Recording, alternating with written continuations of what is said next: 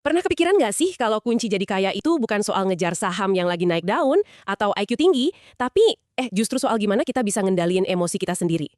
Nah, hari ini kita mau coba gali lebih dalam intisari dari buku legendaris The Intelligent Investor, karya Benjamin Graham. Betul. Buku ini kan disebut Warren Buffett sebagai buku terbaik tentang investasi yang pernah ditulis. Banyak yang bilang ini semacam kitab suci lah buat investasi jangka panjang. Iya, kitab suci investasi ya. Dan tujuan kita kali ini, kita pengen paham bareng-bareng. Apa sih sebenarnya arti jadi investor cerdas versi Graham itu? Gimana dia misahin itu dari, katakanlah, spekulasi? Dan kenapa prinsipnya kok masih relevan banget ya, padahal udah lama ditulisnya? Oke, menarik. Mari kita bedah. Jadi, apa dulu nih?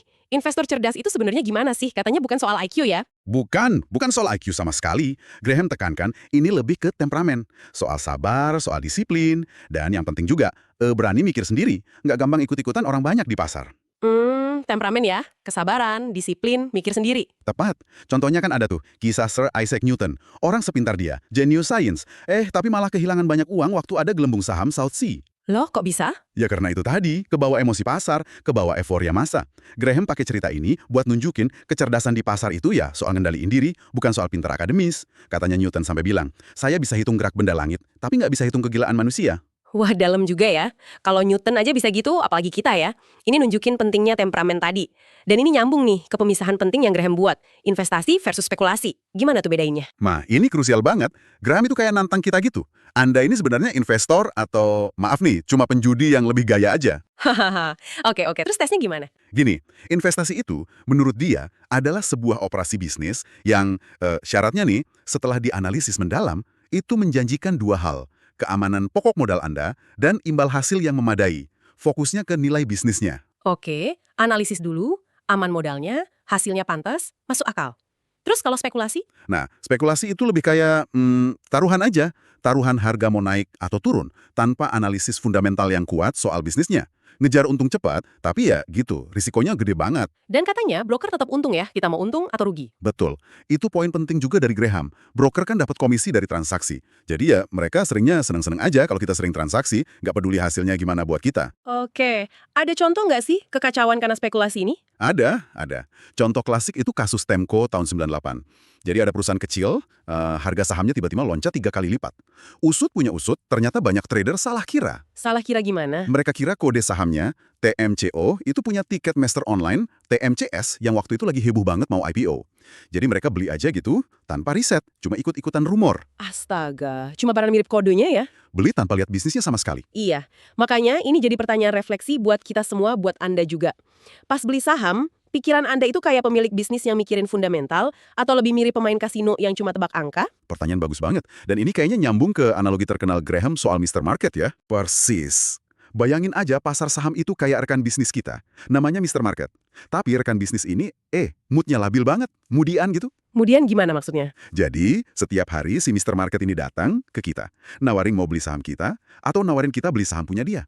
Nah, kadang dia lagi seneng banget. Super optimis. Nawarin harga tinggi banget. Terus kadang? Kadang dia lagi murung, pesimis abis, nawarin jual sahamnya ke kita dengan harga murah banget. Diobral gitu. Investor cerdas, kata Graham, ya jangan kebawa mood si Mr. Market ini. Jadi bukan ngikutin moodnya, tapi malah manfaatin ya? Tepat, manfaatin moodnya. Pas dia lagi pesimis nawarin harga murah, ya kita mungkin beli kalau memang valuasinya menarik setelah kita analisis. Pas dia lagi euforia, nawarin harga nggak masuk akal, ya mungkin kita mikir buat jual. Kuncinya berarti fokus ke nilai intrinsik ya, nilai asli bisnisnya, bukan harga harian yang naik turun nggak jelas itu. Tapi gimana kita tahu si Mr. Market lagi nggak rasional? Bukan harganya murah karena emang perusahaannya jelek. Nah, itu dia gunanya analisis mendalam tadi. Harus bisa bedain mana diskon karena pasar panik, mana diskon karena memang ada masalah fundamental. Contohnya Inktomi Corp tahun 2000. Kenapa tuh Inktomi? Valuasinya waktu itu sampai 25 miliar dolar. Padahal perusahaannya rugi terus. Ini murni karena euforia.com aja. Nah, 2 tahun kemudian, pasarnya berbalik arah, sentimen negatif, harga sahamnya anjlok sampai tinggal 25 sen per lembar. Wah, drastis banget. Iya, dan saat itulah Yahoo masuk. Mereka lihat ada nilai di teknologinya, di tengah kepanikan pasar. Mereka beli dengan harga murah. Mereka bertindak rasional pas Mr. Market lagi depresi berat. Kemampuan bedain ini ya datang dari riset, bukan ikut arus. Oke, jadi tindakan rasional kayak Yahoo itu didasari analisis dan nggak ikut panik. Dan ini nyambung ke konsep penting lain dari Graham, buat proteksi diri ya, margin of safety. Tepat sekali. Ini mungkin konsep paling sentral dari Graham. Margin of safety, atau batas keamanan. Batas keamanan. Kedengarannya penting, maksudnya gimana tuh? Gampangnya gini, selalu berusaha beli aset jauh di bawah perkiraan nilai intrinsiknya. Anggap aja ini kayak bantalan pengaman, buffer gitu. Buffer buat apa? Ya buat jaga-jaga. Jaga-jaga kalau analisis kita ternyata salah dikit, atau kalau tiba-tiba ada kejadian buruk tak terduga, atau kalau pasar lagi bergejolak hebat. Jadi ada ruang buat kesalahan atau nasib sial. Oke. Terus cara praktisnya gimana? Kalau buat obligasi atau saham misalnya? Kalau buat obligasi, Graham bilang, pastiin laba perusahaannya itu berkali-kali lipat cukup buat bayar bunga utangnya. Dan nilai asetnya juga jauh di atas total utangnya. Aman kan jadinya? Kalau buat saham? Nah, kalau saham, cari yang potensi labanya itu jauh di atas suku bunga obligasi yang aman saat itu. Dan kalau bisa, idealnya, beli pas harganya di bawah nilai aset berwujudnya. Aset fisik kayak tanah, gedung, dikurangi utang. Ini pondasi biar modal kita nggak gampang ambles. Paham. Jadi setelah ngerti konsep dasar sama margin of safety, Graham juga bedain investor jadi 2 jalur ya. Bukan soal umur atau duit, tapi lagi-lagi soal temperamen.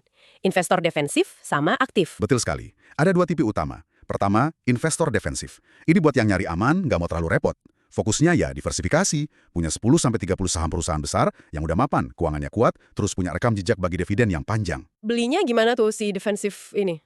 Belinya juga di harga wajar, mungkin pakai patokan rasio PI, harga dibanding laba, biar nggak kemahalan. Bisa juga pakai strategi nabung rutin, dollar cost averaging. Beli terus aja dengan jumlah rupiah yang sama secara berkala, nggak peduli harga naik atau turun. Alokasinya juga simple, misal 50% saham, 50% obligasi. Gitu aja. Oke, itu yang defensif. Terus lawannya, investor aktif atau enterprising? Nah, kalau yang ini, tujuannya mau cari hasil di atas rata-rata pasar. Tapi ya butuh usaha ekstra, riset lebih dalam. Kuncinya, kata Graham, nemuin strategi investasi yang sehat secara bisnis, tapi lagi nggak disukai pasar. Lagi nggak populer gitu. Contohnya gimana tuh strategi nggak populer? Misalnya, beli saham perusahaan bagus yang lagi kena masalah sementara. Jadi, harganya lagi diskon karena pasar lagi pesimis. Contohnya dulu kasus Johnson & Johnson tahun 2002, pas ada investigasi apa gitu, harganya sempat turun kan? Padahal fundamental jangka panjangnya kuat. Investor aktif mungkin lihat itu sebagai peluang. Tapi, hati-hati juga. Hati-hati kenapa? Ada jebakannya juga. Oh, jelas ada. Jebakan buat investor aktif ini biasanya, pertama, tergoda day trading. Jual beli harian ngejar untung cepet, padahal biayanya banyak, dan seringnya malah nguntungin broker doang. Bener juga. Terus apa lagi? Kedua, bayar kemahalan buat saham pertumbuhan yang lagi ngetren banget. Perlu ingat hukum bilangan besar. Makin gede perusahaan, makin susah loh dia tumbuh cepet terus secara persentase. Euforia pasar sering bikin orang lupa soal ini. Oke, jadi investor aktif perlu kerja keras dan waspada sama jebakannya. Betul. Jadi kalau kita simpulkan nih, intisari ajaran Graham itu sebenarnya sederhana tapi kuat. Sukses investasi jangka panjang itu bukan soal jago nebak pasar atau IQ tinggi. Tapi lebih ke Punya kerangka berpikir yang benar. Disiplin, sabar, rasional, dan yang paling penting, selalu minta margin of safety di setiap investasi. Kuncinya yang ngendaliin perilaku kita sendiri. Itu yang paling susah seringnya. bener banget. Graham nulis ini kan udah puluhan tahun lalu ya. Zaman sekarang, informasi serba cepat, trading bisa kilat, ada aset baru kayak kripto yang naik turunnya gila-gilaan. Ini jadi bikin mikir ya. Mikir apa tuh? Apa jangan-jangan ngendaliin kegilaan manusia dalam diri kita ini yang bahkan Newton aja gagal ngelakuinnya, sekarang ini jadi makin penting. Dan mungkin jauh lebih susah dari zaman Graham dulu. Sesuatu buat Anda renungkan juga di rumah.